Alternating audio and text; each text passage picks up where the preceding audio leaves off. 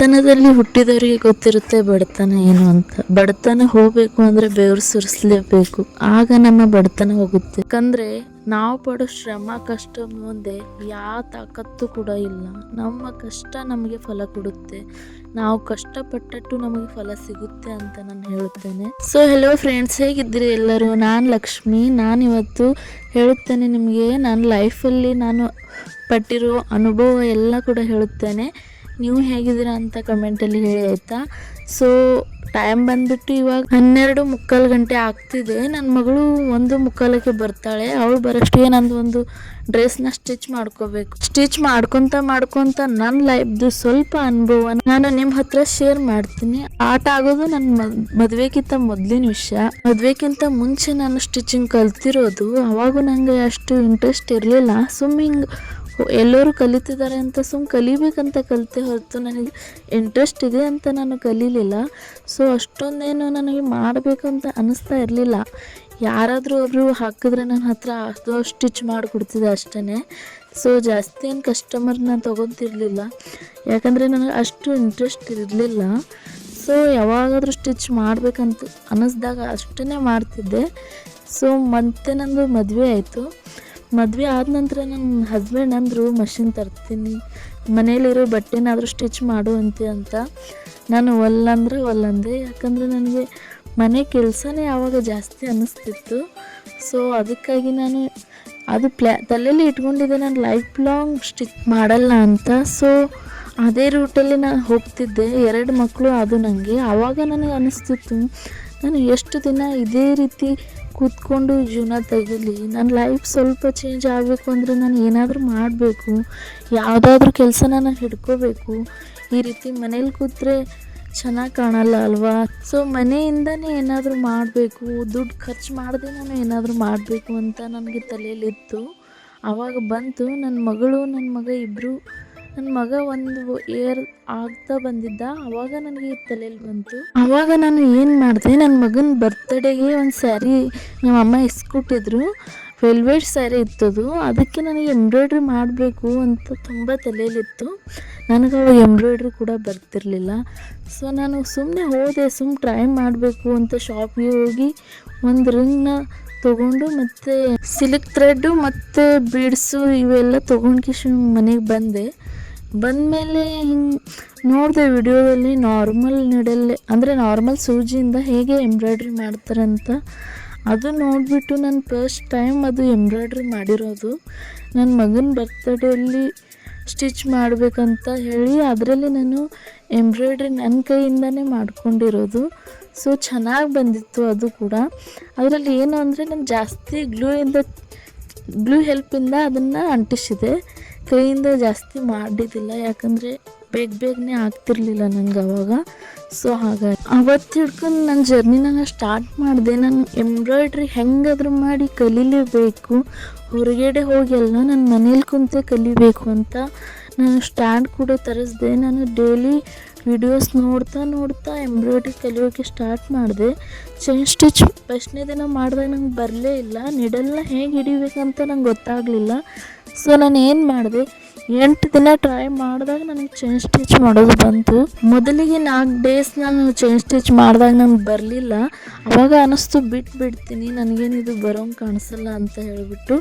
So ನಾನು ಇದು ಕೂಡ ಅನ್ಕೋತಿದ್ದೆ, ಟ್ರೈ ಮಾಡಿದ್ರೆ ಯಾಕೆ ಬರಲ್ಲ, ಇನ್ನೊಂದು ಸ್ವಲ್ಪ ದಿನ ಟ್ರೈ ಮಾಡಿ ನೋಡ್ತೀನಿ, ಅವಾಗಾದರೂ ಬರುತ್ತೆ ಅಂತ ಹೇಳಿ ಟ್ರೈ ಮಾಡಿದೆ. ಅವಾಗ 8 ದಿನ ಮೇಲೆ ನಂಗೆ ಚೈನ್ ಸ್ಟಿಚ್ ಮಾಡೋಕ್ಕೆ ಬಂತು.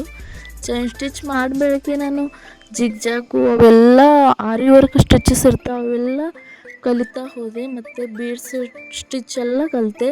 ಇನ್ನು ಉಳಿದಿರೋದು ಜರ್ದೋಸಿ ಸ್ಟಿಚ್ ಮಾತ್ರ, ಅದು ಇನ್ನೂ ನಾನು ಕಲ್ತಿಲ್ಲ, ಅದು ಕೂಡ ಕಲಿತೇನೆ. ಮತ್ತು ನನಗೆ ಅನ್ಸೋಕ್ಕೆ ಸ್ಟಾರ್ಟ್ ಆಯಿತು, ನಾನು ಸ್ಟಿಚಿಂಗ್ನ ನಾನು ಯಾವಾಗ ಕಲ್ತಿದ್ದೆ, ಆವಾಗ ಯೂಟ್ಯೂಬಲ್ಲಿ ಅಷ್ಟೊಂದು ವಿಡಿಯೋಸ್ ಇದ್ದಿದ್ದಿಲ್ಲ. ಸೊ ನಾನು ಆವಾಗ ಯಾವ ಡಿಸೈನ್ ಕೂಡ ಕಲಿಯೋಕ್ಕೆ ಆಗಿದ್ದಿಲ್ಲ. ಸೊ ಸಿಂಪಲ್ಲಾಗಿ ಸ್ಟಿಚಸ್ನ ಮಾಡ್ತಿದ್ದೆ. ಇವಾಗೆಲ್ಲ ನಾನು ಹೋಗಿ ಸರ್ಚ್ ಮಾಡಿದಾಗ ತುಂಬಾ ಡಿಸೈನರ್ ಡ್ರೆಸ್ಸಸ್ ಸ್ಟಿಚಿಂಗ್ ವಿಡಿಯೋಸ್ ತುಂಬಾ ಇವೆ ಹಿಂದಿದಲ್ಲಿ. ನನಗೆ ಹಿಂದಿ ಬರುತ್ತೆ ಅಲ್ವಾ, ನಾನು ಹಿಂದಿದಲ್ಲೇ ಜಾಸ್ತಿ ಸರ್ಚ್ ಮಾಡಿ ನೋಡ್ತೀನಿ. ಸೊ ಅದನ್ನ ನೋಡಿ ನಾನು ಕಲಿಬಹುದು ಅಂತ ಹೇಳ್ಬಿಟ್ಟು ನನ್ನ ಹಸ್ಬೆಂಡ್ ಕೈಲಿ ನಾನು ಒಂದು ಮಷಿನ್ ಕೂಡ ತರಿಸಿದೆ. ಅವಾಗ ನನಗೆ 5 ವರ್ಷ ನಂದು ಸ್ಟಿಚಿಂಗ್ ಮಾಡೋದು ಗ್ಯಾಪ್ ಆಗಿತ್ತು, 5-6 ವರ್ಷನೇ ಆಗಿತ್ತು. ನನಗೆ ಅನಿಸಿರ್ಲಿಲ್ಲ ನನಗೆ ವಾಪಸ್ ಸ್ಟಿಚ್ ಮಾಡೋಕ್ಕೆ ಬರುತ್ತೆ ಅಂತ.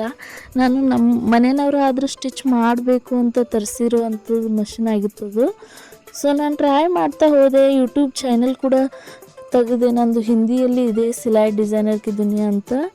ಅದರಲ್ಲಿ ನಾನು ಏನು ಸ್ಟಿಚ್ ಮಾಡ್ತೀನೋ ಎಲ್ಲ ಕೂಡ ಬಿಡ್ತೀನಿ, ಒಂದು ಕೂಡ ನಾನು ಮಿಸ್ ಮಾಡೋದಿಲ್ಲ. ಏನೇ ಸ್ಟಿಚ್ ಮಾಡ್ತೀನೋ ನಾನು ಎಲ್ಲ ಬಿಡ್ತೇನೆ. ಸೊ ನಾನು ಬೇರೆಯವ್ರ ವಿಡಿಯೋಸ್ನ ನೋಡ್ತೀನಿ, ಅದನ್ನೇ ನಾನು ಕಲಿತು ಬಿಡೋದು. ನಾನು ಒಂದೇ ಸಲ ವಿಡಿಯೋ ನೋಡಿ ಸ್ಟಿಚ್ ಮಾಡ್ತೀನಿ, ಆದರೂ ಕೂಡ ಪರ್ಫೆಕ್ಟಾಗಿ ಸ್ಟಿಚಿಂಗ್ ಬರುತ್ತೆ ನನಗೆ. ಸೊ ತುಂಬಾ ಡಿಸೈನರ್ ಔಟ್ಫಿಟ್ ಕೂಡ ನಾನು ಮಾಡ್ತೇನೆ.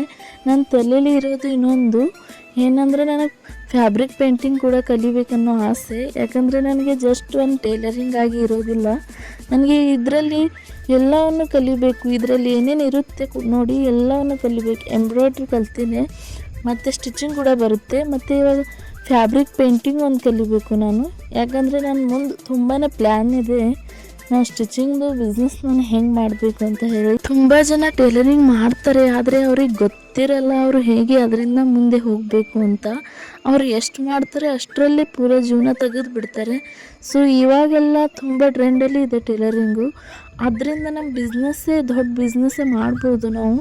ಸ್ವಲ್ಪ ನಮ್ಮ ಟ್ಯಾಲೆಂಟ್ ಹಾಕಬೇಕು ಮತ್ತು ನಮ್ಮ ಶ್ರಮ ಹಾಕಬೇಕು, ಕಷ್ಟಪಡಬೇಕು, ಆವಾಗ ಒಂದು ಬಿಸ್ನೆಸ್ ಆಗುತ್ತೆ. ಮನೇಲಿ ಸ್ಟಿಚ್ ಮಾಡ್ತಿದ್ರೆ ಮನೇಲಿ ಸ್ಟಿಚ್ ಮಾಡೋದಕ್ಕಿಂತ ಹೆಚ್ಚು ನಿಮ್ಮ ಸೈಡಿಗೆ, ನೀವು ಹಳ್ಳಿಯಲ್ಲಿದ್ದರೆ ನಿಮ್ಮ ಸೈಡಿಗೆ ಯಾವುದಾದ್ರೂ ಸಿಟಿ ಇರುತ್ತೆ, ಸಿಟಿಯಲ್ಲಿ ನೀವು ನಿಮ್ಮ ಶಾಪ್ನ ತೆಗೆದ್ರೆ ನಿಮಗೆ ಜಾಸ್ತಿ ಅಲ್ಲಿ ದುಡ್ಡು ಬರುವಂಥದ್ದು. ಯಾಕಂದರೆ ಇಲ್ಲಿ ನೀವು ತೊಗೊಳ್ಳೋ ರೇಟ್ಗಿಂತ ಅಲ್ಲಿ ಡಬಲ್ ತ್ರಿಬಲ್ ರೇಟ್ ಇರುತ್ತೆ.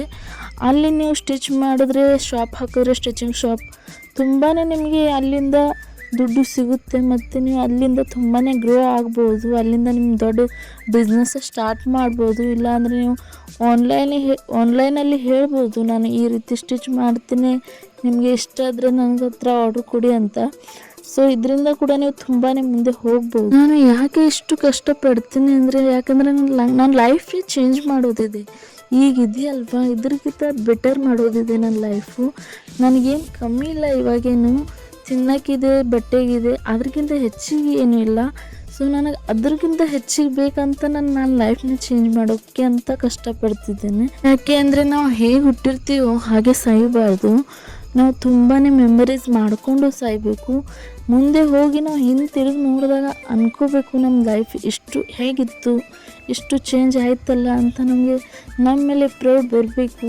ಅದ್ರಗೋಸ್ಕರನಾದರೂ ನಾವು ಏನಾದರೂ ಮಾಡಲೇಬೇಕು. ನೀವು ಗಂಡನ ಮನೆಯಲ್ಲಿರಿ ಇಲ್ಲ ತವ್ರ ಮನೆಯಲ್ಲಿರಿ, ನೀವು ಏನಾದರೂ ಕೆಲಸ ಮಾಡಿದ್ರೆ ನಿಮಗೆ ಇಜ್ಜತ್ ಸಿಗೋದು, ಮರ್ಯಾದೆ ಸಿಗೋದು. ನೀವು ಬರೀ ಮನೆ ಕೆಲಸ ಮಾಡ್ಕೊಂಡು ಕೂತ್ರೆ ನಿಮಗೆ ಮನೆಯವ್ರನ್ನೂ ಅಂತಾರೆ, ಹೊರಗಿನವರು ಕೂಡ ಅಂತಾರೆ, ನಿನ್ನ ಮನೇಲಿ ಕೂತ್ಕೊಳ್ಳಿ ಡೇ ಏನು ಮಾಡ್ತಿರ್ತಿ ಅಂತ. ಮಾತಾಡ್ತಾ ನಾವು ಸ್ಟಿಚಿಂಗ್ ಕೂಡ ಆಯಿತು ನೋಡಿ. ಇಲ್ಲಿ ನಾನು ಒಂದು ಕುರ್ತಾನ ಸ್ಟಿಚ್ ಮಾಡಿದ್ದೀನಿ ನೋಡಿ, ಅದಕ್ಕೆ ಈ ರೀತಿ ನೆಕ್ ಡಿಸೈನ್ ಕೊಟ್ಟಿದ್ದೇನೆ. ಇದು ತುಂಬ ಚೆನ್ನಾಗಿ ಕಾಣುತ್ತೆ ನೋಡಿ ನೆಕ್ಕು. ಇದಕ್ಕೆ ನಾನು ನಡುವೆ ಎಲ್ಲ ಪೋಲ್ಸ್ ಕೂಡ ಹಚ್ಚಿದ್ದೇನೆ, ಮತ್ತು ಸ್ಲೀವ್ಸ್ಗೆಲ್ಲ ಈ ರೀತಿ ಲೇಸ್ನ ಹಚ್ಚಿದ್ದೇನೆ. ಈ ಲೇಸ್ ಮಾತ್ರ ನನಗೆ ತುಂಬಾ ಇಷ್ಟ ಆಯಿತು. ಈ ರೀತಿ ಲೇಸ್ ಎಲ್ಲ ನಿಮಗೆ 15 ರೂಪಾಯಲ್ಲಿ ಸಿಗುತ್ತೆ ಮಾರ್ಕೆಟಲ್ಲಿ ಈಸಿಲಿ. ನಾನು ಈ ಕುರ್ತಾದ ಫ್ಯಾಬ್ರಿಕ್ ಇದೆ ನೋಡಿ, ಇದಕ್ಕೆ ಕೊಟ್ಟಿರೋದು ಬರೀ 300 ಅಷ್ಟೇ. ಅದಕ್ಕೆ ಈ ರೀತಿ ಲೇಸ್ ಹಚ್ಚಿಬಿಟ್ಟು ನಾನು ಡಿಸೈನ್ ಮಾಡ್ಕೊಂಡಿದ್ದೇನೆ. ನೀವು ಕೂಡ ಕಮ್ಮಿ ಪ್ರೈಸಲ್ಲಿ ಫ್ಯಾಬ್ರಿಕ್ನ ತೊಗೊಂಡ್ಬಿಟ್ಟು ಅದಕ್ಕೆ ಒಂದು ಸ್ವಲ್ಪ ಡಿಸೈನರ್ ಲೇಸ್ ಎಲ್ಲ ಹಚ್ಚಿಬಿಟ್ಟು ಡಿಸೈನ್ನ ಮಾಡ್ಕೊಬೋದು. ಸೊ ನೋಡಿ ಫುಲ್ ಲುಕ್ ಎಲ್ಲ ಹೇಗಿದೆ ಅಂತ ಇದ್ರದ್ದು. ಕೆಳಗಡೆ ಕೂಡ ನಾನು ಒಂದು ಲೇಸ್ ಕೂಡ ಹಚ್ಚಿದ್ದೇನೆ ಇದಕ್ಕೆ. ಸೊ ಫ್ರೆಂಡ್ಸ್, ಇವತ್ತಿನ ವಿಡಿಯೋ ನಿಮಗೆ ಇಷ್ಟ ಆಗಿದೆ ಅಂತ ಅನ್ಕೋತೀನಿ. ಇಷ್ಟ ಆದರೆ ಲೈಕ್ ಮಾಡಿ, ಸಬ್ಸ್ಕ್ರೈಬ್ ಮಾಡಿ, ಶೇರ್ ಮಾಡಿ.